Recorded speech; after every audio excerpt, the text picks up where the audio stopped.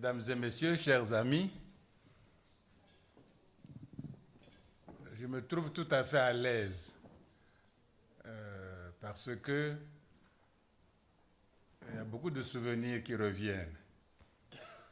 Quand on était à un rendez-vous à Ouagadougou, on saluait, le président Sankara saluait les invités et il ne me connaissait pas, bien sûr. C'est la première fois qu'on se voyait et je me suis présenté au Benga. Il dit, ah, attention toi là, hein? Il faut qu'on discute. Il faut qu'on discute. Il dit, bon, monsieur le président, le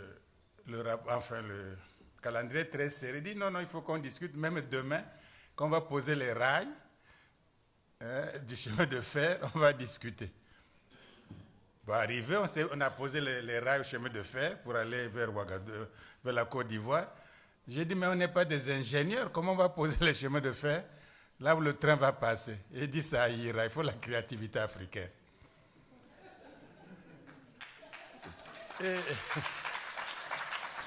Et le souvenir m'est resté presque d'un frère, d'un ami, d'un copain presque. Il est président quand même. C'est un copain, la simplicité, la familiarité. Il vous décomplexe dès le premier mot. C'est vraiment rare de trouver ça quand on est au sommet du pouvoir. Donc quand nous vous voyons, madame, on ne sait pas vraiment quel mot vous dire. Vous devinez ce que nous disons à travers notre silence. Tout à l'heure, avant de partir au déjeuner, madame, avant, je crois, a présenté très brillamment la recherche scientifique, l'apport des savants. Bon, tous les films qu'on a vus, l'ambiance générale, tout ce qui se passe dans la salle, c'est vraiment... on ne sait pas qu'est-ce qu'on va dire, on répète, on ne fait que répéter, puisque nous avons à peu près la même vision, les mêmes mots, le même lexique, le même enthousiasme et la même foi. Donc, je m'excuse si je vais répéter certaines choses. Une autre anecdote, je me trouvais chez des amis à Washington, on dit, bon, on va aller à un hôtel, prendre un pot, etc. Et c'était l'hiver, et Maya Angelou arrivait, elle n'avait pas de manteau avec ses gardes-corps. Mais moi, j'avais mon manteau parisien bien couvert. Elle m'a dit, donne-moi votre manteau, j'ai froid. Et elle a pris mon manteau, elle s'est couverte, on assistait à la soirée, à la musique, etc. Et au moment de partir, j'ai dit, mais enfin, c'est mon manteau, quoi, je n'ai pas d'autre manteau. Avec ses gardes-corps et tout le monde, il dit, suivez-moi. C'est juste à la porte de sa chambre d'hôtel qu'il me donne le manteau. Il dit, vous pouvez le prendre maintenant, je n'ai plus froid, puis je rentre dans ma chambre. Donc, c'était aussi une grande dame, très grande de taille d'ailleurs, grand d'esprit, très dévouée, très simple aussi en même temps.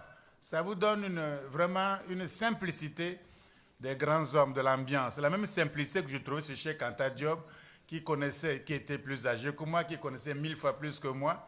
Mais chaque fois que j'avais un avis ou parfois naïf à lui donner, il écoutait. Il disait, c'est pas naïf, mais il écoutait tout. Vraiment, les grands hommes ont vraiment un esprit vraiment accueillant. Alors, cela dit, brièvement, je vais parler du panafricanisme, si vous voulez, et puis après de l'égyptologie très rapidement. Bon, tout à l'heure, Mme Sankara dit d'où nous venons, où nous sommes et où nous allons. C'est la question. Mais prenons 50 ans, 60 ans de vie africaine. Mais nous avons plus d'expérience que tous les autres peuples de la Terre. Pendant 50 ans, nous avons eu des pères fondateurs qui ont fondé les républiques, les pères fondateurs. Nous avons eu des présidents à vie. Bon, ils sont bien morts, mais c'était proclamé à l'époque président à vie. Bon, nous avons fait des partis uniques, là où tout un peuple, un seul parti, une seule opinion, un seul slogan, un seul. Et nous avons fait plusieurs partis en même temps, des partis familiaux, villageois, claniques, ethniques. On a tout fait. À un moment donné, il y a eu l'Afrique des colonels. C'est-à-dire, c'était la plupart des chefs d'État, par coup d'État, c'était eux qui dirigeaient le pays. Parce que les militaires sont droits, pas corrompus, ils font le métier, le boulot, donnons-leur la chance de diriger l'Afrique. Il y a eu à un moment donné l'Afrique des colonels. Peut-être certains d'entre vous n'étaient pas encore nés, mais ça existait, l'Afrique des colonels. Bon, on a fait des coups d'État. On a tué des leaders. On a fait des coups d'État contre Kwame Nkrumah. On a paralysé Sékou Touré. On a tué Cabral. Lumumba, n'en parlons pas. Boganda. Et le dernier, je pourrais dire, Sankara. On a donc tué les leaders. Le leadership africain était décapité. On a bloqué ceux qui promotaient le Jama, les Nyerere. On a bloqué. Mandela, près de 27 ans en tôle pour réclamer juste la dignité et la liberté et l'égalité. Qu'est-ce qu'on n'a pas subi? On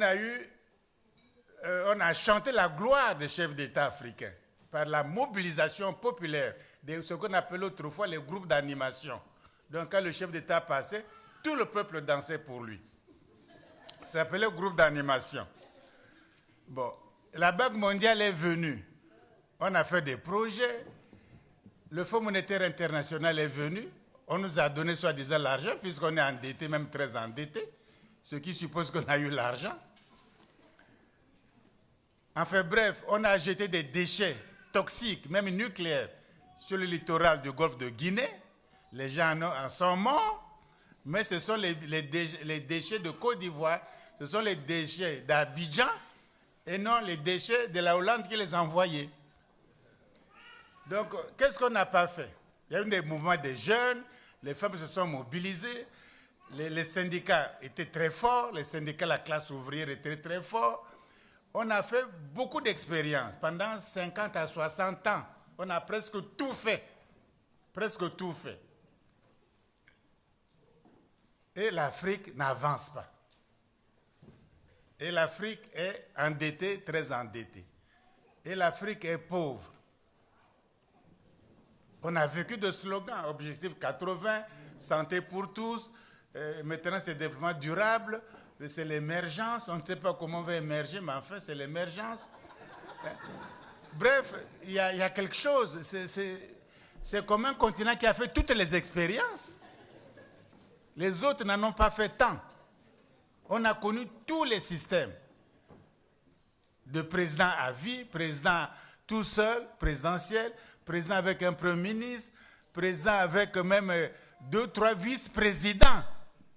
Il est président, mais il y a un premier vice-président, deuxième vice-président, troisième vice-président. Un pays avec 3 ou 4 présidents, 4 ou 5 premiers ministres. Qu'est-ce qu'on n'a pas connu? Et nous sommes même le premier, par rapport à l'Europe, à donner un premier ministre femme. Il y a le président de la République ou empereur, et le premier ministre, c'est une femme.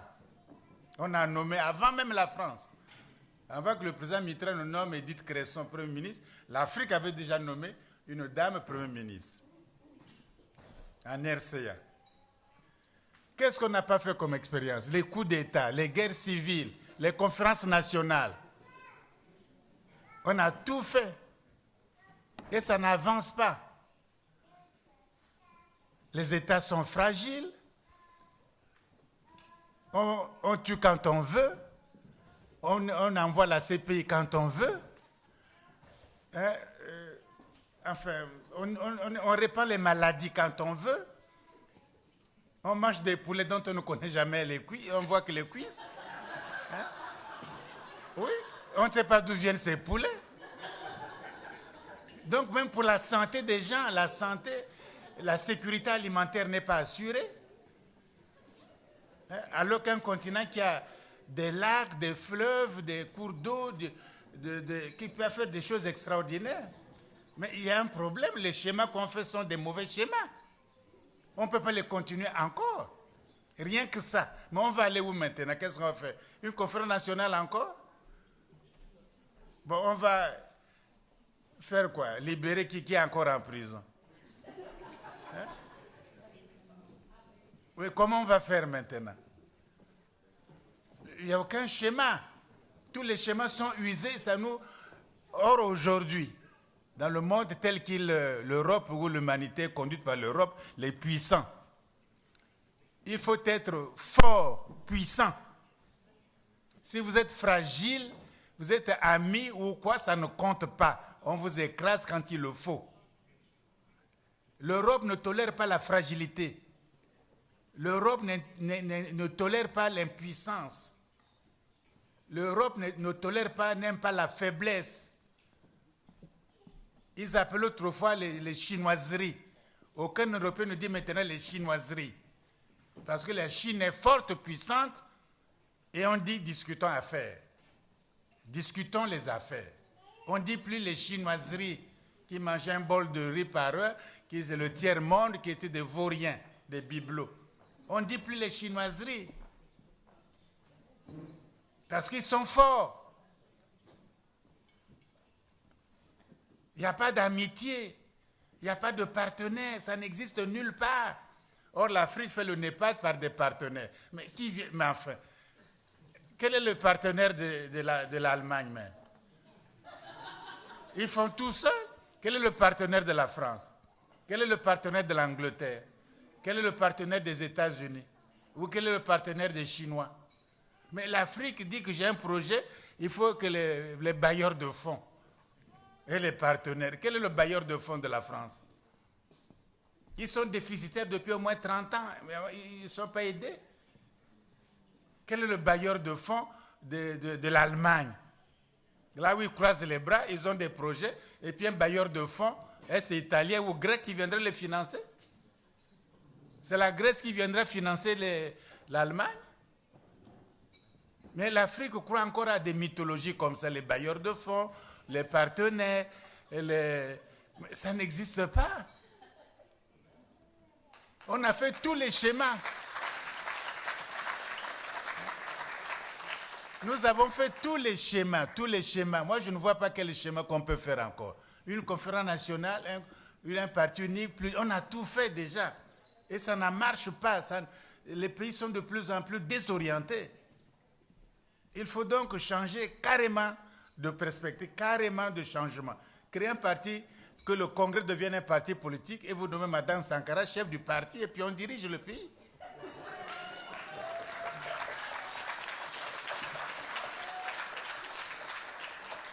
Pourquoi? Parce que, à supposer que les États-Unis ont dû donner l'exemple.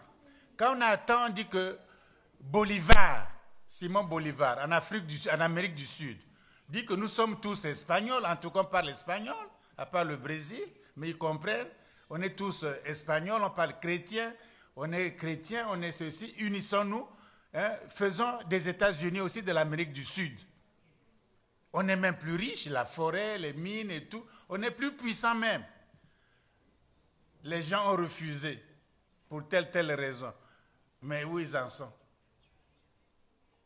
Ils piétinent comme tout le monde, comme le tiers-monde avec tant de richesses. Ça n'avance pas non plus. Ils sont dominés.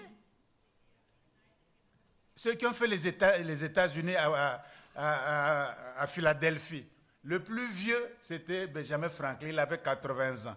Le jeune qui venait après lui avait une cinquantaine d'années, Washington, qui serait le premier président.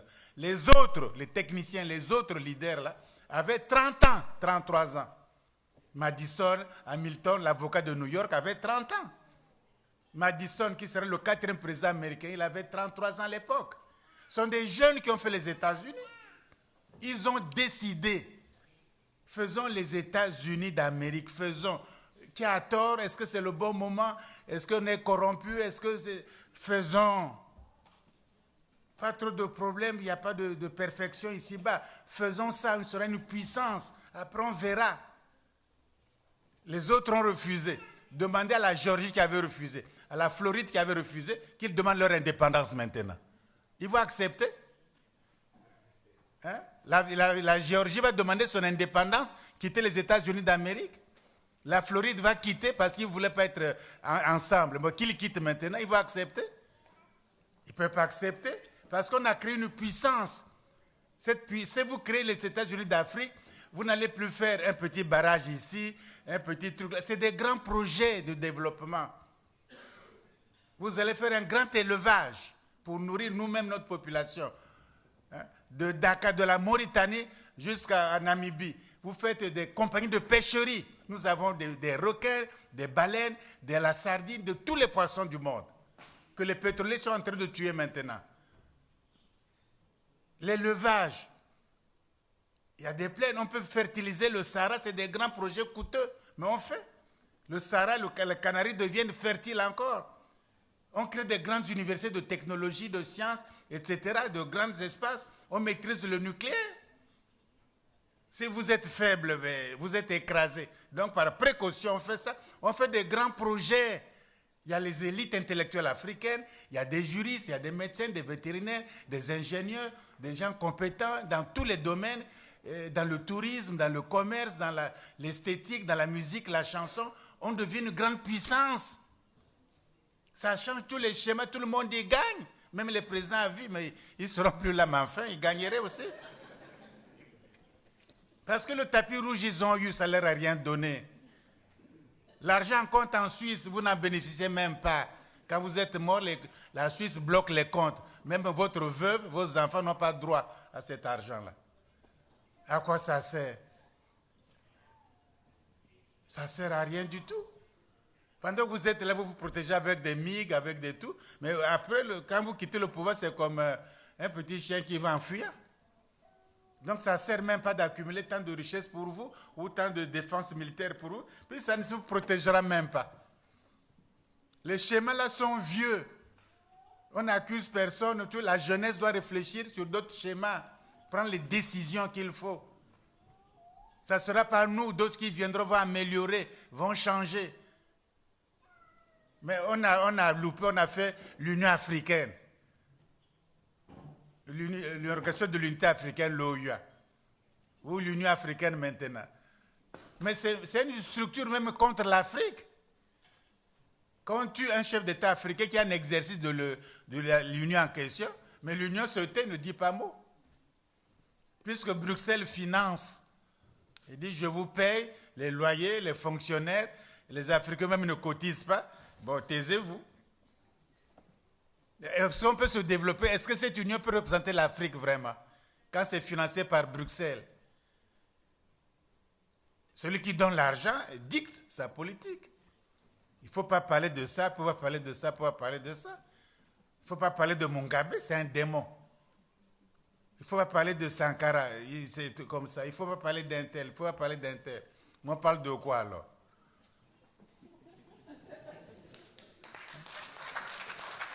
Donc, il est temps, les schémas, tous les schémas qu'on a fait là, ça ne marche pas. Tout pendant 50 ans, 60 ans, faites le bilan, même les coopérations, même les trucs, ça ne marche pas. Il faut complètement changer. Il faut précipiter l'État fédéral panafricain au niveau continental, qui d'ailleurs a déjà eu son président. Marcus Garvey s'était déclaré le président des États-Unis d'Afrique. C'est le premier président. Il est déjà là. Celui qui viendrait ne sera que le deuxième président. Oui, on attend que le deuxième président, le premier était là déjà. On attend que le deuxième président, il faut s'organiser.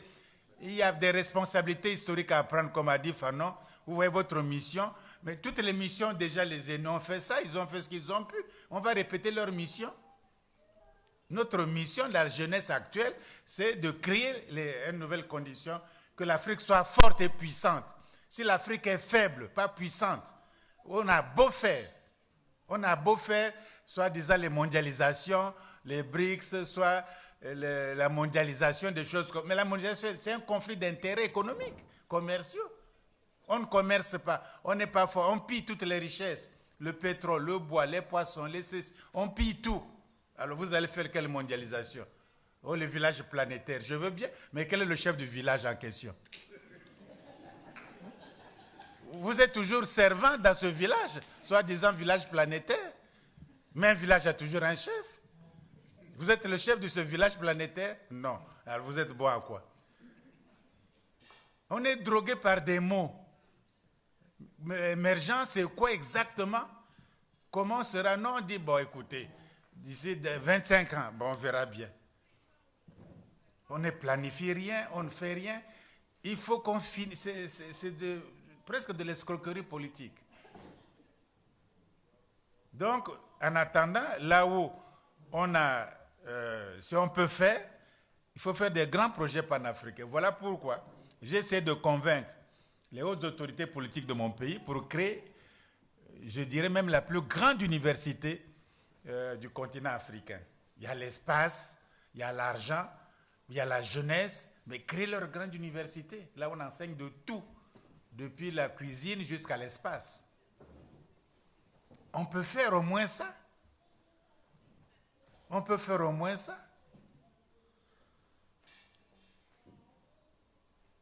Le deuxième point sur lequel je voulais insister, très rapidement, c'est celui de l'égyptologie.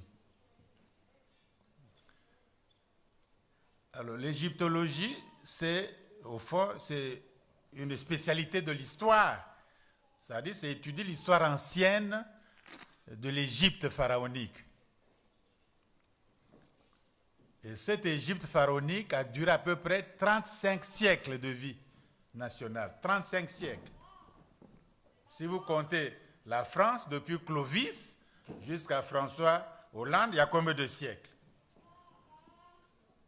Hein? Même pas une vingtaine. Or, l'Égypte a duré 35 siècles indigènes.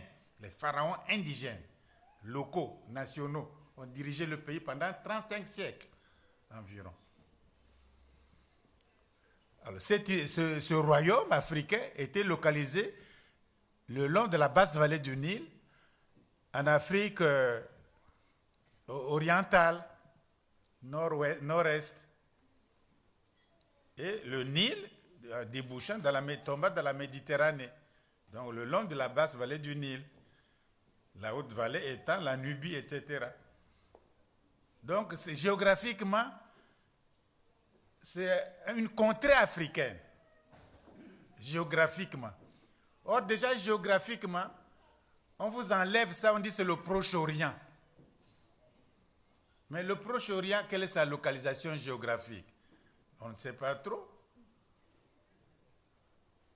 Bon, si je suis au Japon, il y a l'extrême Occident, c'est-à-dire la France et l'Angleterre. Est-ce qu'on les appelle l'extrême Occident? Pourquoi on appelle les autres extrême Orient? Mais on devrait aussi appeler extrême Occident. Ça ne marche pas, la psychologie, non? C'est eux qui sont Proche-Orient, Moyen-Orient, Extrême-Orient, hein, Middle East, mais les autres, l'Angleterre, tout ça, l'Irlande, c'est l'Extrême-Occident. Mais on n'en parle pas. On n'en parle pas. Vous voyez bien que déjà c'est... Donc, ils veulent dire que c'est le Proche-Orient, Middle East, c'est des histoires. Quelqu'un a les limites géographiques de ça. C'est purement idéologique. C'est purement idéologique. Mais autrement, géographiquement parlant, physiquement parlant, concrètement, l'Égypte pharaonique était bien sur le continent africain. Donc, on balaye déjà l'argument, disons, géographique. Maintenant, ils étaient, des Noirs, on a créé une race brune. Donc, de tous les peuples méditerranéens, c'est la seule race brune. Les Grecs ne le sont pas, les Romains ne le sont pas, il n'y a que. Enfin bref, on a fait les dosages de la mélanine pour doser le taux de mélanine dans la peau. On a fait ça à Liverpool, on a fait ça à Manchester. On a publié ces études plus ou moins secrètement. Ces études disent parfaitement que la peau n'est pas brown ou dark, ils disent bien c'est black. C'est écrit comme ça en anglais. Cheikh Anta Diop a fait les mêmes dosages. Il a demandé au professeur Moni de venir les voir au laboratoire à Dakar. La mélanine, le dosage est très fort de la mélanine. Et le professeur Bilolo, ici présent, a étudié ce qu'Aristote a dit de Visou. Il a dit que les Noirs, les Égyptiens ne sont pas noirs. Les Égyptiens sont très noirs. Agan mélanès, ils sont très noirs. C'est Aristote qui le dit. Il a été là-bas. Bon, il y a beaucoup de témoignages de Hérodote qui a été là-bas, a vu les pyramides, a discuté avec les prêtres, pas jusqu'à Thèbes, etc., a vu tout le pays, les marchés, tout. Il a dit qu'ils ont la peau noire et les cheveux crépus. Alors, si vous habitez l'Afrique, on vous dit que vous avez la peau noire, très noire, que vous avez les cheveux crépus, tournés encore autour du bouchon. Si je prends un cheveu à moi, je mets sur la table, je prends un cheveu de blanc, je mets sur la table, on voit bien que mon cheveu se tourne, se contourne en tire-bouchon. Tandis que le cheveu des blancs est droit. C'est ça, les cheveux crépus. Maintenant, on veut les défriser. C'est ça. Les dames veulent les défriser maintenant. Pour enlever les frises, on veut défriser. Bon, donc, quand vous habitez l'Afrique, vous avez la peau noire, les cheveux crépus, et d'ailleurs, d'autres auteurs ajoutent que vous avez le nez pâté, c'est-à-dire le nez simiesque, un nez de singe pâté. Bon, ça suffit, je crois, pour être noir, pour être africain. C'est tout. Parce que c'est un problème de vision, de physique. On voit que vous êtes noir, c'est tout. Que vous soyez, on ne juge pas moralement. Donc vous êtes noir, dit oui, d'accord. Ils sont bien en Égypte, d'accord, géographiquement. Ils sont noirs, bon, pas tout à fait comme vous, mais vous voulez, bon, d'accord. Mais il faut faire attention, il ne faut pas confondre langue, culture et race. On peut parler, on peut être tous de la même race, mais de cultures différentes. Parce que l'expression de la culture, c'est la langue. Les Égyptiens étaient noirs comme vous, ils étaient sur le continent comme vous, mais ce n'est pas la même culture. Parce que leur expression linguistique, la langue pharaonique, n'a rien à voir avec vos langues de l'Afrique de l'Ouest, de l'Afrique centrale, de l'Afrique de l'Est, etc. Ça n'a rien à voir avec les langues dites négro-africaines. Donc vous vous réclamez quelque chose au fond qui n'est pas réellement à vous. Voilà le débat. Et ce débat existe depuis 1844. C'est un Allemand, quand un Allemand écrit, pour détruire ce qu'il a écrit, il faut des siècles. Oui. C'est un Allemand qui, en 1844, Théodore Banffé, qui avait écrit ça. Il avait dit, mais sans preuve. Mais comme c'est un Allemand, bon, c'est très compliqué, le vocabulaire, la langue et tout et tout. Ça fait vrai, alors que c'est simplement une fausse complication. Mais les gens, bon, comme ils ne cherchent pas à critiquer ça non plus, il n'y a pas de pensée critique. Donc ils ont accepté. Et ça fait comme ça, on a créé donc la famille, comment ils appelaient ça, camito-sémitique. Bon, donc ça n'a rien à voir avec vos langues sahéliennes, voltaïques, etc. Bon, après, ils ont enlevé le mot camito-sémitique. Le premier professeur de Stanford, Greenberg, il a dit qu'il faut appeler ça des langues afro-asiatiques. C'est-à-dire, c'est des langues afro, parlées en Afrique. C'est le cas du berbère et de l'égyptien ancien, du couchitique. Mais en même temps, parlées en Asie, c'est le cas des langues sémitiques, l'hébreu, le babylonien, l'acadien, etc. Donc, c'est des langues afro-asiatiques. Et quand c'est fait aussi par les Américains à cause de l'ascendance culturelle et scientifique des États-Unis, bon, c'est aussi accepté les yeux fermés. Donc, on a accepté ça, les yeux fermés. Surtout par des non-linguistes, parce que ceux qui décrivent les langues africaines, ce n'est pas des linguistes, techniquement parlant. Ce sont des descripteurs de langues. Ils décrivent les langues, mais ce n'est pas de linguistes. Saussure, il a décrit les langues. Ferdinand de Saussure n'a décrit aucune langue. Mais c'est le linguiste, c'est lui qui a fondé la linguistique contemporaine. Il a décrit quelle langue? Phonétique, morphologie, de quelle langue?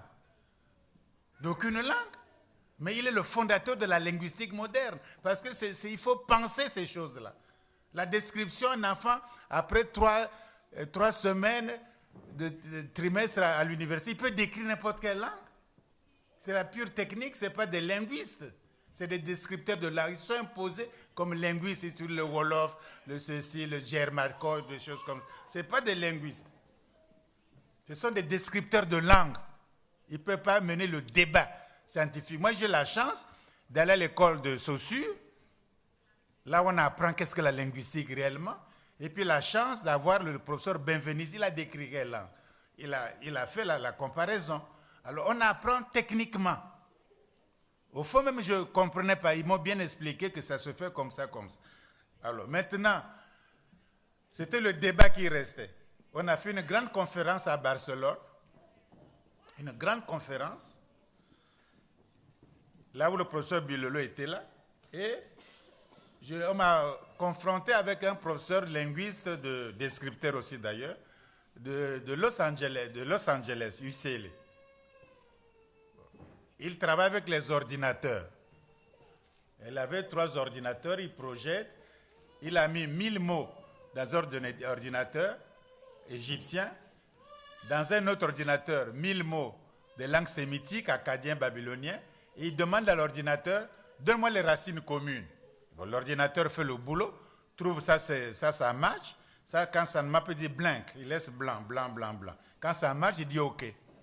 Et il a exposé ça. Bon. Moi, j'ai dit, bon, moi, je suis plus fort que votre ordinateur. Ouais, moi, je vais, là où il a mis blanc, moi, je vais remplir. Il n'y aura pas de blanc, on verra bien. Et quand j'ai rempli ça, donc c'est comme un jeu d'enfant, quand j'ai rempli ça, j'ai dit maintenant, vous voyez, vu que l'ordinateur avait raison de faire les blancs beaucoup, parce que ça ne matche pas, ça ne va pas ensemble. Pourquoi vous n'avez pas sur votre ordinateur? Par idéologie. Votre ordinateur a dit non, ça ne va pas ensemble. Il fallait respecter. Et vous n'auriez pas trouvé votre afro-asiatique là. Mais comme vous forcez les choses, vous trouvez afro-asiatique. Bon, c'était tellement... Enfin, je le dis maintenant de façon polie, j'étais même gêné parce que c'est quand même un savant et tout. Bon, c'est quand même un collègue, bon, on ne peut pas descendre plus bas que ça. Hein? J'étais même moi-même très gêné, bon, j'ai arrêté. Et puis quand on est parti prendre le pot le soir, il disait oui, vous êtes affreux. J'ai dit non, c'est vous afro-asiatique. Il voulait faire le jeu de mots sur le mot affreux, afro-asiatique. J'ai dit c'est vous qui êtes affreux parce que vous devez abandonner l'afro-asiatique. Bon, c'était amical, mais enfin, techniquement, c'était gênant. Mais de bonne foi, arrivé aux États-Unis, il a changé. Il a dit, on s'est trompé, il a changé. Mais les autres n'ont pas changé. Ils ont continué, ils ont fait la guerre. Ils ont eu 49 auteurs. Ils ont un livre de 400 pages. Et ils ont attaqué Cheikh Anta Diop, Molefe Assanté, les Jeffries et tout. Ils ont attaqué tout le monde. Ils m'ont attaqué. Bon, moi, j'ai dit, moi, je réponds pour moi.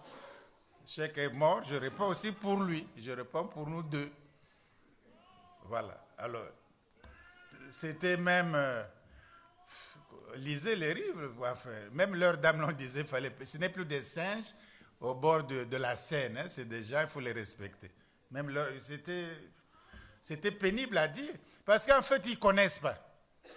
Ils ne connaissent pas, ils prétendent connaître. Ils ne connaissent ni l'acadien en question, ni le babylonien, ni les langues sémitiques, l'hébreu, le phénicien, ils ne savent pas. Le palmérien, tout ça, la langue du Christ, l'araméen. Ils ne savent pas. Le syriaque, ils ne connaissent pas. Ils croient éblouir les gens comme ça en disant les langues sémitiques. On connaît les langues sémitiques. On connaît l'égyptien ancien. Hein? On connaît les langues africaines. On a la technique de la comparaison. Alors pourquoi ne pas faire le boulot? Donc au fond, ce débat est fini. De l'Égypte, noire, pas noire, africaine, pas africaine. Bon, il reste peut-être l'ignorance, mais autrement, comme a dit madame, bon, c'est fini maintenant, c'est déjà acquis. Mieux, il y a eu le colloque du Caire, puisque l'UNESCO a fait les 8 volumes d'histoire de l'Afrique, 8 volumes. Et Cheikh Anta Diop a dit, le 2e volume porte sur les origines africaines. Moi, je vais écrire sur l'Égypte antique. Alors, si j'écris, vous allez dire oh, les histoires de Cheikh Anta Diop, il faut qu'il y ait un débat international sur cette question de l'Égypte antique. Ça a eu lieu au Caire, en janvier et février 1974. Il y avait plus de 20 égyptologues. Cheikh Anta Diop était là, moi j'étais là. Plus le président Senghor avait dépêché un journaliste sénégalais, Pape Diop, qu'on serait battu pour qu'il fasse le rapport. Bon, moi j'étais là, j'ai vu, on a discuté, il y a le rapport. Mais que dit le rapport? Sur le truc des peaux noires ou quoi là? Bon, dites le contraire d'Hérodote, dites le contraire d'Aristote ou de tant d'autres, ou de la mélanine, des laboratoires, il n'y a pas le contraire. La culture, eux-mêmes ils ont reconnu. Les langues, même Sonoron, qui était l'un des meilleurs grammairiens, a reconnu nos travaux, appréciés. Ils ont dit même qu'il y a eu des résolutions. Donc ce problème-là, toutes les thèses fondamentales défendues par Cheikh Anta Diop dans la Nation Agriculture ont été validées pendant le colloque international au Caire. Il n'y avait que 2 Africains, non, 3 même, un Soudanais. Un Soudanais, Abdallah, professeur Abdallah. Bon, quand on a commencé le débat, Cheikh avait dit le mot peut-être Égypte noire, Kemet noire. Abdallah se lève et dit que non. professeur Cheikh Anta Diop, vous avez tort. Le mot Kem ne veut pas dire noir en égyptien ancien. Alors moi qui dormais un peu, je me réveille. J'ai dit, mais cette affaire-là, qu'est-ce qui se passe? Mais Kem veut dire noir, non? Abdallah insiste. J'ai dit, ah, c'est aussi un savant, on ne sait jamais. Ici, il n'y a pas d'apprenti. Cheikh Anta Diop, il s'énerve un peu, ce qui était rare chez Cheikh. Il avait un self-control. Mais je le voyais déjà s'énerver. Il a dit, écoutez, Monsieur Sonoron, vous êtes ici parmi nous le meilleur grammairien. Prononcez-vous. Si vous ne vous prononcez pas, moi et Obengan, on quitte vos trucs, on s'en va. Mais c'était grave. Mais qu'est-ce qui s'est passé? Sonoron a dit, bon, effectivement, ça veut dire noir, etc. Après, moi, je suis parti voir Abdallah. J'ai dit, mais pourquoi tu fais des choses comme ça? Tu sais bien que c'est ça. Tu contredis pour contredire. C'est ridicule. C'est pas sérieux, quoi. Et chaque fois qu'il me voit dans les coms, il dit, oh, comment va le professeur Cheikh? Je dis, il ne te salue même pas. Alors, le mot Égypte, c'est un mot grec. Et les Toutankhamon, les Ramsès, les pharaons ne connaissaient pas ce mot Égypte. Ils ne connaissaient pas le mot Égypte. Alors, comment appelaient-ils eux-mêmes dans leur langue leur pays? Leur pays, comment ils appelaient ça? Alors, ils appelaient leur pays par le mot Nta ou Ntsi, c'est-à-dire le pays, notre pays. Comme on dit notre nation. Il y avait ce mot-là. Le double pays, la haute et la basse Égypte, Taoui. Bon, ils appelaient leur pays par le mot Kemet, c'est-à-dire le pays noir. Comme vous dites l'Afrique noire. On ne dit pas l'Afrique noire parce que la terre est noire. On dit l'Afrique noire parce que la plupart des habitants là-bas sont de peau noire. Voilà, ça s'oppose à l'Afrique blanche, si l'on veut. Donc, ils appelaient leur pays le pays des Noirs. Eux, eux-mêmes, ils s'appelaient Kemtiou, c'est-à-dire nous, les nègres, les Noirs, au sens propre du terme. Les Noirs, les nègres, Kemtiou. Nous sommes des Kemtiou. Par rapport, bien sûr, à la Méditerranée blanche, aux Asiatiques, aux Grecs, etc., on s'identifie, c'est ça l'identité dont on parle aujourd'hui. Ils se sont identifiés comme Noirs dans leur propre langue. Le copte dit ça. Hein? Ce sont des hommes, des Romains. Lomé, Mouloumi, Lomi. L'homme, c'est ça le mot qu'on retrouve partout. Au Cameroun, tout l'homme, l'homme, le mari, l'homme, ça a évolué, mais ça veut dire l'homme. C'est le même mot exactement. Donc, voyez-vous, aujourd'hui, la bataille est plus ou moins close. Que l'Égypte antique appartient bien au monde culturel, à l'univers culturel africain, négro-africain, si l'on veut. Bon, qu'est-ce qu'il faut faire maintenant? Il faut étudier maintenant cet Égyptien, cette Égypte antique. Étudier la langue, étudier les pharaons, les fondateurs de ça, les Narmer, les Ménès, il faut étudier. D'ailleurs, on dit même, quand on dit en français, le roi s'appelle Narmer, par exemple. On ne comprend pas bien. Mais en fait, il s'appelle le poisson électrique. Nous avons des noms comme ça en Afrique. Je m'appelle le poisson électrique parce que dès que vous le touchez, il vous électrifie. C'est-à-dire il est fort, il se défend. C'est un poisson électrique. Il y a des reines qui s'appellent Kemsit, c'est-à-dire la négresse. Nyapi, Mundombi, quoi. Elle s'appelle comme ça, c'est la femme d'un pharaon. Elle s'appelle Kemsit, la négresse, la noire, elle est égyptienne à 100%. Il y a des femmes qui avaient des bibliothèques. La reine Ti avait une bibliothèque privée. La reine Hatshepsut faisait les fards de beauté, les parfums avec le lotus dans ses appartements elle-même. C'est écrit noir sur blanc. Elle faisait des parfums. Donc le fameux parfum là avec les lotus, ce n'est pas l'histoire qu'on copiait. Les Grecs n'ont pas de parfum, n'ont pas d'encens. cette dame-là, Pharaon, fabriquait les parfums, les fards, les lotions, etc. de beauté dans ses appartements, dans son palais. C'est écrit noir sur blanc. Oui. On fait un complot contre un pharaon. Une femme veut placer son fils comme pharaon, avec quelques conseillers. On découvre le complot. Le pharaon Ramsès, il dit, bon écoutez, bon, il y a la justice.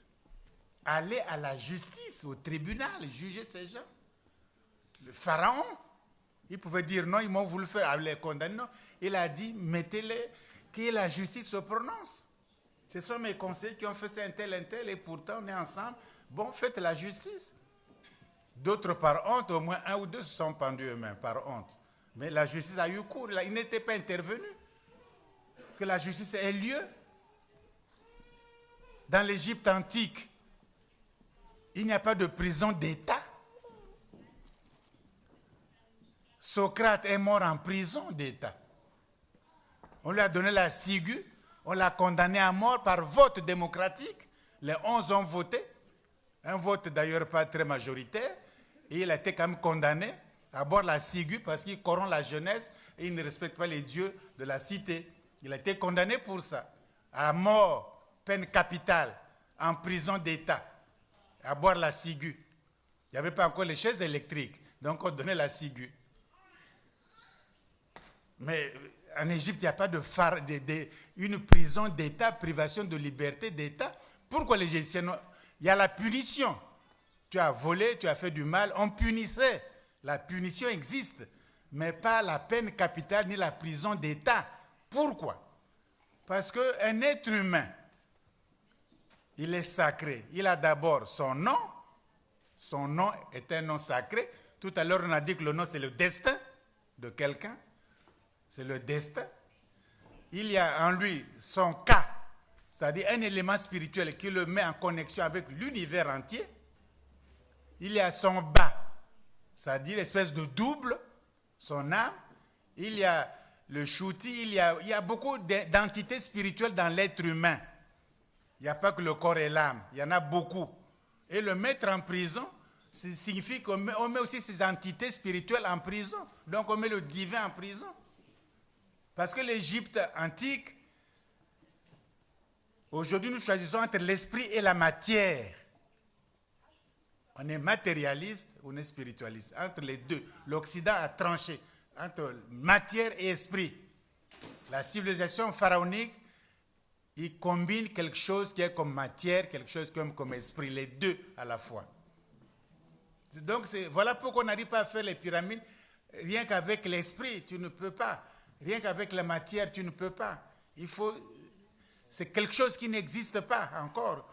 Qu'ils avaient ensemble. Le divin était presque apprivoisé. C'était presque ce que nous appelons miracle. Pour eux, ce n'était pas le miracle. Ils avaient cette puissance-là. Et aujourd'hui, nous avons séparé. Depuis Descartes, on ne fait que raison, raison, raison. Quand on ne fait pas ça, c'est miracle, c'est superstition, c'est la magie noire, c'est les trucs bantous, c'est le fétichisme africain, et c'est l'animisme, etc. On qualifie mal avec les trucs. Il reste que la raison pure et dure. Que même les philosophes ici, les Kant, Hegel, etc., ont même critiqué les Lumières. Il n'y a pas que la raison. Il y a le sentiment et la sensibilité. Mais l'Europe a fait que cette voie-là.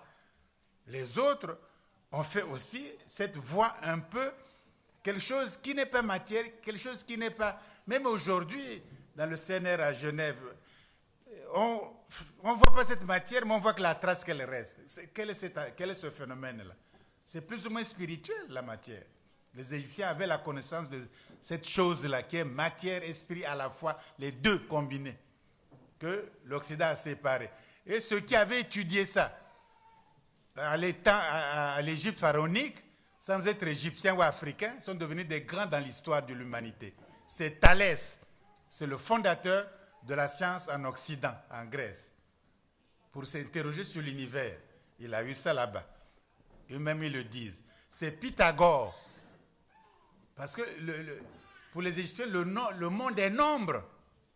Le monde est un nombre qu'il faut déchiffrer. Et Pythagore a trouvé cette solution-là. Platon a trouvé qu'il y a le monde actuel, mais il y a le monde des idées. C'est un monde divin, le monde des idées. Et ici-bas, c'est plus ou moins la concrétisation matérielle, gauche, la droite, de ces idées-là. Autrement, la perfection, c'est les idées. Mais l'Égypte avait ces deux ensemble. Comment vous allez faire la pyramide? On a dit tout à l'heure, on ne sait pas comment on a fait, on ne peut pas imiter, etc., etc. Les Allemands ont eu la permission, ont fabriqué des robots. Ils ont envoyé à l'intérieur des pyramides, les robots, pour voir avec les lasers. Hein? Et l'un des robots a été cassé 2 fois. Il ne pouvait pas franchir un mur. Ils ont voulu faire 3e fois, le gouvernement égyptien a dit non, ça a arrêté. Il faut voir le bateau qui a amené le cadavre de Khufu, de Khéops, hein, pour l'enterrer à Gizeh. Il faut voir le bateau sur lequel le Nil, etc. Mais rien que quand vous voyez là, vous dites c'est pas un homme, c'est pas un homme, quoi. Il y a quelque chose de...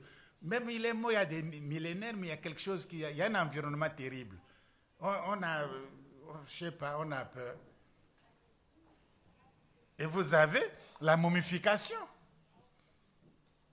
Donc, quelqu'un qui est vivant au temps de Moïse dans la Bible, Moïse. Et vous voyez son corps intact. Ramsès II, son corps est là. Le père de Ramsès II, Séti Ier, son corps est là. Les autres Ramsès, son corps est là. La mère, etc. Le corps est là, vivant. Enfin, vivant, mort, momifié. Hein? Quelle est cette civilisation? Même Mao, on est obligé d'enterrer. Les Lénines et tout ça, les Mao, parce qu'on n'arrive pas à bien momifier, ça produit des champignons, on est obligé de les enterrer. Mais la momification égyptienne est là. Encore quand on fume les cigarettes, on lève le coca, on a les détruit, mais malgré tout, l'air est pollué, mais malgré tout, il résiste encore. Voyez-vous, c'est une civilisation puissante. Donc, alors, quand tout le monde connaît cette civilisation, il y a des livres, il y a des trucs qu'on peut connaître, etc. Mais le problème, c'est que pendant Ekiano, Oladaou Ekiano a dit que l'esclavage ne détruit pas seulement le corps, mais détruit l'esprit. Ça détruit l'esprit. Tu n'as pas de nom, tu t'appelles Jackson ou quoi, tu n'as pas de famille, tu fais les enfants, les vends. On achète quelqu'un à tel prix, nigre to be sold. On vend l'homme, etc. Et vous arrivez dans un univers kafkaïen, un univers impossible. Et ça détruit complètement les êtres humains. Donc on n'y croit plus à rien, on ne sait pas à quoi ça sert, qu'est-ce que l'univers, qu'est-ce que la vie, comment d'autres êtres humains peuvent vivre le code noir pendant 2 siècles.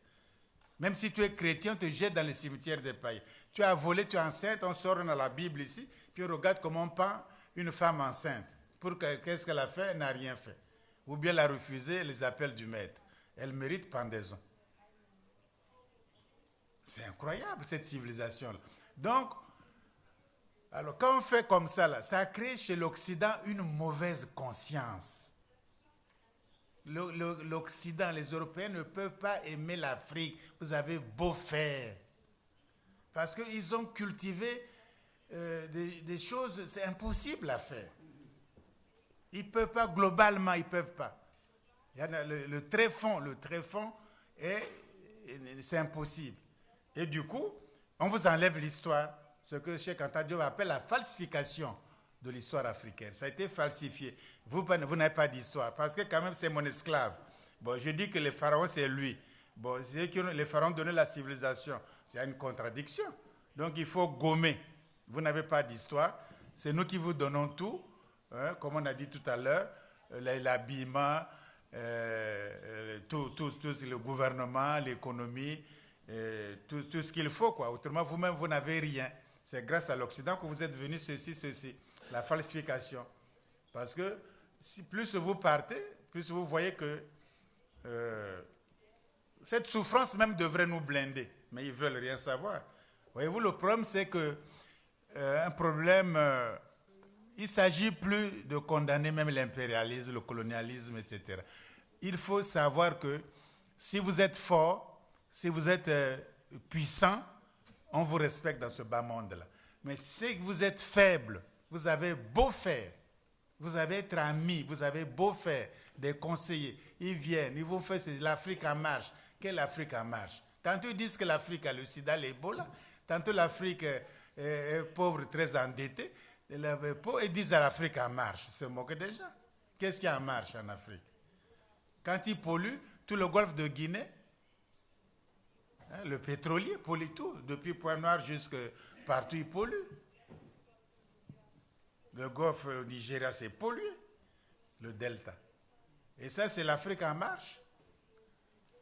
Ils financent les coups d'État, ça c'est l'Afrique en marche. Non, je crois que dans ce bas monde-là, les Chinois, voilà la géopolitique, les Chinois bâtissent la Chine. Ils ont leur programme, ils ont fait la longue marche, ils ont fait le bambou, le rideau de bambou, ils ont développé le nucléaire, les sous-marins, l'espace, l'économie, ils se battent, ils se développent, ils s'ouvrent maintenant l'Europe. On construit comme ça. Même la Russie, c'est une grande puissance. Ils interviennent, on ne peut pas les bousculer facilement. L'Inde aussi se fait. Bon, les Arabes essaient de se reconstruire avec tous les problèmes qu'on connaît. Bon. L'Amérique latine, autant de il y avait l'idée de Mercosur, etc., je crois que c'est tombé. Mais en fait, ils veulent aussi essayer de bâtir quelque chose ensemble. Les États-Unis sont des plus grands stratèges. Ils sont d'abord États-Unis, tout seuls, puissants. Ils développent avec le Mexique, le Canada et les États-Unis. En cas d'eux, on est ensemble. Question de visa, de ceci. Le dollar, on va au Canada sans visa, on fait ceci. Il dit, on fait donc le Mexique, États-Unis en cas d'eux. Troisième scénario, ils font le Congrès américain. Donc avec tous les États américains, Cuba y compris. Tout ce qui est Amérique du Sud, Amérique des îles, il s'appelle le American Congress. Ils sont le Congrès américain, ils se réunissent régulièrement. Les États-Unis jouent encore sur l'Atlantique, l'Alliance Atlantique. C'est les chefs de l'OTAN que De Gaulle avait quitté. Sarkozy a réintroduit. Ils sont à l'OTAN. Donc, nous sommes pourtant l'océan Atlantique, mais nous ne sommes pas partis de l'OTAN. Trop faibles. Ils sont à l'OTAN. Les États-Unis jouent sur le tableau des Pacifiques, les pays pacifiques. Ils sont avec la Chine, le Japon, les Coréens, c'est le Pacifique. Ils se retrouvent pour discuter les problèmes du Pacifique, les pays du Pacifique. Ils sont dedans. Donc, ils sont dans le monde entier, vous voyez bien. L'Afrique n'est dans aucun scénario de demain, que ce soit militaire, sécuritaire, scientifique, on n'est dans aucun scénario. Dans aucun scénario. Alors donc, les voies les tapis, les pères fondateurs, c'est un mauvais schéma. Il faut abandonner ce schéma. C'est pénible, mais il faut l'abandonner. Il faut faire la propagande maintenant, développer les idées de l'État fédéral. C'est la seule issue. C'est trop tôt, on ne sait pas. C'est trop tard, on ne sait pas. C'est jamais trop tard ni trop tôt. Ce n'est pas même des questions. On n'a pas fait les États-Unis trop tard ou ni trop tôt. On a trouvé qu'il faut faire, on verra bien. Et ils ont fait ça. Les Obama peuvent jouer les jeux, ils deviennent présidents.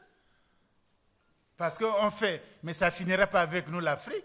Les gens vont redresser les programmes, vont redresser ceci. Le tout est de faire pour être puissant. L'Afrique a besoin d'être puissant, même pas de développement, parce qu'on ne se fera jamais développer. L'Afrique a besoin de puissance, comme ça, vous jouez votre carte de façon autonome. Ça sera difficile. Pourquoi? Parce que si l'Occident ou l'Europe sent que l'Afrique se retire un peu, ils vont commencer à faire une violence extrême, à tuer les gens, les jeunes, etc., faire des rafles, etc. Parce qu'une puissance africaine qui va dire non, nous ne voulons pas que vous venez faire la pêche en Mauritanie, prendre les poissons comme ça. Non, nous ne voulons pas que vous traversiez, que tous ces bateaux qui vont en Afrique du Sud ne traversent pas tous ces sous-marins-là. Ce sont nos océans, dans nos eaux territoires, on ne veut pas. Le pétrole, nous-mêmes, nous pouvons le faire. Le ceci, nous pouvons le faire, etc. Bon, l'uranium, Areva, le premier nucléaire du monde. Mais vous ne voyez pas que c'est... Il n'y a pas une seule... un grain d'uranium en France. Mais Areva est premier mondial. Ils prennent ça gratuitement, presque gratuitement au Niger. Mais si nous disons que c'est à l'État fédéral, c'est à nous, on ne prend plus ça comme ça. Donc l'Occident va subir la puissance africaine. On ne va plus être exploité pour faire leur force. On fait notre propre force. On n'est plus leur main-d'œuvre gratuite. Donc ils vont pas accepter ça. Ou s'ils acceptent, c'est la nouvelle génération accepte, disant bon, discutons. On a été quand même colonie, on a été ensemble. Bon, discutons. Bon, d'accord, on discute à égalité. Mais il n'y a pas imposé aux gens. Ça sera dur. Mais c'est la seule voie. C'est la seule voie. On a tout essayé. La seule voie. Donc, nous avons un passé glorieux. C'est l'Égypte antique. Il y a Zimbabwe. Il y a le Ghana, Mali sont rares. Il y a les civilisations des Ashanti. Il y avait de l'or là-bas. Les tapis étaient en or. Les lits étaient en or. Les gens le disent. Les bouddhistes décrivent ça. Nous avons les Yoruba, grande civilisation. Ils viennent de l'Égypte. Ils en sont conscients. Les Ibo, le Bornou Kanem, c'était des grandes puissances. Les Sonra, il y avait le royaume de Kuba, les Luba, des Congo, le Monomotapa au Zimbabwe ancien. Il n'y avait pas de vide. Au Cameroun, non seulement les Njoya, tout ça, mais il y avait des royaumes, des grandes chefferies. Il n'y avait pas de vide. Si vous avez la Grand Lac, il y avait le Bunyoro, Boutara, Bouganda, il y avait des royaumes là-bas. L'euro était sacré, comme en Égypte. En Éthiopie, la même chose. Partout sur le continent africain, il n'y avait pas de vide. Les hommes ont dirigé, les femmes ont dirigé. Beaucoup. C'est une femme qui a mené les Akans en Côte d'Ivoire. Ils sont devenus les Baoulés. La reine Zinga, au Monomotapa. Non, la reine Zinga. En Angola, au sud de l'Angola, a tenu tête contre les Portugais, une femme, avec ses troupes, la reine Zinga d'Angola, de Matamba. Il y a eu des femmes partout au Sénégal qui ont dirigé le royaume Wolof. Et la femme une historienne du Mali a étudié les femmes du Mali. Mais quand j'ai lu le livre, il y a une femme du Mali, Véloré, qui était avec l'un des rois là, etc. Mais elle connaissait le Coran par cœur et elle s'occupait aussi de la bibliothèque du roi en question. Ça existe, parce que c'est nous qui ignorons. Donc les femmes ont une puissance extraordinaire sur le continent africain. Il faut qu'elles reviennent à leur rôle, il faut qu'elles reviennent au rôle de leaders. Elles étaient leaders. Elles ont dirigé des royaumes, des troupes militaires contre l'ennemi. Ils ont formé les Africains, donné l'éducation, donné la vertu, l'éthique. Donc on a quand même des valeurs sur place. On a des richesses, vous les savez tous. Les diamants, le bois, les forêts, les lacs, les poissons, l'agriculture, l'élevage. Il faut faire... Mais c'est le Kenya qui fournit les fleurs maintenant. Les fleurs, c'est au Kenya. Même la Hollande vient planter ça au Kenya maintenant. Les tulipes et tout, là, que ça ne pousse pas, ça pousse. Hein? Il y a le rhinocéros blanc au Madagascar. Il y a tout sur le continent africain, tout.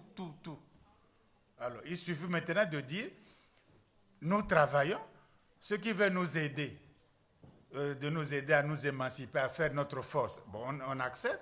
Si c'est les Chinois, on accepte. Si c'est les Européens, on accepte. Mais il faut qu'ils comprennent qu'on ne peut plus dominer, que chacun veut faire sa force. C'est comme ça que le congrès panafricain, vous avez assez fait, la jeunesse, vous avez dit qu'il faut diffuser ça, il faut créer maintenant un parti politique du congrès panafricain, un parti politique avec des sessions un peu partout sur le continent africain. Et de temps en temps, ceux qui ont les moyens ou l'habilité de trouver des fonds, on se rassemble sur le continent africain. Ça va donner une autre perspective. Parce que vous ne travaillez pas pour un pays, vous ne travaillez pas la jeunesse d'un pays, c'est la jeunesse africaine, c'est la jeunesse panafricaine. Ce sont des femmes panafricaines, c'est des leaders panafricains. Ça va donner une autre manière de voir. Et ça sera infiltré, bien sûr. Qu'est-ce qu'ils font? Donnez-nous les papiers. Qu'est-ce qu'ils gèrent? Comme les Black Panthers ont été infiltrés. Les Black Panthers ont été infiltrés. Bon, le parti Congrès panafricain sera infiltré aussi. Il faut s'y attendre. Voilà pourquoi il faut développer votre sécurité, vous développer les services d'espionnage. Or là, nous traversons sans espionnage même, sans sécurité. Et tout est ouvert. On ne fait plus comme ça. On ne fait plus comme ça dans ce bas monde. Voilà, on peut continuer. C'est des choses qui se recoupent, ce qu'on a dit tout à l'heure à propos des savants. Ce que Mme Sankara qui a posé des questions pertinentes, d'où nous venons, où nous en sommes, où nous allons, c'est très important. Et chacun dessine son avenir, au moins retenons. Chacun dessine son avenir comme il l'entend. Il n'y a plus de recevoir. Et je crois que si nous le faisons, la mémoire de Mandela, de tous nos morts, la mémoire de tous nos ancêtres, connus ou inconnus, les Bogandais, etc., la mémoire du continent africain, qui est la mémoire humaine, sera... et le monde va changer. Parce que ce n'est pas par hasard que l'Afrique est le berceau de l'humanité. Ce n'est pas par hasard. Ce n'est pas par hasard. Si le hasard de l'évolution a fait que l'homme est né sur le continent africain et que c'est de l'Afrique que l'homme est parti à la conquête des autres continents et bientôt à la conquête de l'espace, et c'est ce qui est un peu colossal, l'univers est immense, etc. Ben, nous sommes partis de cette histoire, de cette aventure humaine. Nous sommes partis de ça. On ne peut pas désister parce qu'on a subi l'esclavage, on a subi la colonisation, on a subi l'apartheid, on a subi tous les... etc. Au contraire, ça doit nous donner plus de force encore de dire, attention, si nous sommes faibles, on sera encore esclaves dans le monde tel qu'il va. Si nous sommes forts, on va nous respecter. Et si on nous respecte, on respecte aussi l'humanité. Puis nous sommes humains comme les autres. Nous ne faisons pas la guerre, nous ne faisons pas la conquête, nous ne faisons pas le mépris ou le dédain. Et nous aimons les autres frères de l'humanité. Donc nous voulons bâtir une autre humanité différente et non plus d'exploitation. Et comme nous sommes les richesses, le réservoir de l'humanité, ce qu'on connaît, ce qu'on ne connaît pas encore, nous sommes les richesses, ben, nous pouvons encore aider l'humanité à se développer avec nos richesses. Donc au fond, l'aventure que nous jouons n'est pas une aventure égoïste, n'est pas une aventure, disons, cloisonnée, repliée sur nous-mêmes. Au contraire, plus l'Afrique est forte et belle et extraordinaire, et plus le monde jouira de la puissance africaine. Tandis que nous ne jouirons jamais de la puissance occidentale, parce que c'est une puissance de domination. C'est ça l'idéologie qui est l'arrière-plan, de dominer les autres, qui n'existent pas, c'est moi qui commande. Voilà pourquoi ils n'arrivent pas à faire même l'Europe, parce qu'ils veulent dominer les autres. L'autre veut dominer la Grèce n'en veut pas, l'Allemagne veut dominer les trucs, ils veulent dominer les autres. Maintenant, c'est le couple, on ne peut pas faire l'Europe avec deux couples, couple franco-allemand, quel couple va faire? C'est des histoires, tout ça.